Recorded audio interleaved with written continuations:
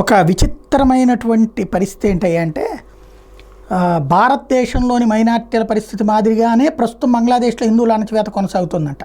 PDP chief Mehbooba Mufti పేర్కొంది. ఇలాంటి వాళ్ళని కాల్చి అవతల పడేస్తే ఈ దేశానికి పట్టిన దరిద్రం వదిలిపోతుందేమో. ఈ దేశానికి పట్టిన దరిద్రం ఎట్లాంటి వాళ్ళు, ఈ దేశంలో ఉండి ఈ దేశ ద్రోహ మాటలు మాట్లాడేవాళ్ళు.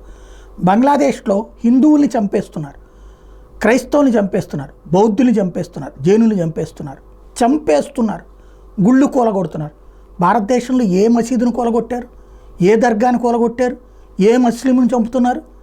ఇక్కడ ఇంకా చట్టపరంగా వెళ్తున్నప్పుడు మొన్న ఉత్తరప్రదేశ్లో చనిపోయింది ఎవరు? సంబాలు హిందువులు. అట్లాగే కేసులు బారిన పడుతుంది ఎవరు? హిందువులు. ఇక్కడ ఏ మసీద్ జోలికి పోలేదే, కానీ ఇక్కడ ఉన్నటువంటి ఆలయాలను మసీదులుగా మార్చారు. దాన్ని ప్రశ్నిస్తుంటేనే ఈ రూట్లో ఇక్కడ ముస్లిం కాబట్టి నీకు ఇది ఉండదు అని ఎవరైనా చెప్తున్నారా?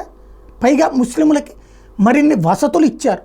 మక్కాకి వెళ్తే ఇంతని చెప్పి ఎవరికాళ్ళు ప్రోత్సాహకాలు ఇస్తున్నారు. అట్లాగే ముస్లింలకు సంబంధించినటువంటి మత పెద్దలకి ప్రభుత్వపు సొమ్ములతో జీతాలు చెల్లిస్తున్నారు. ఇది అణచివేత.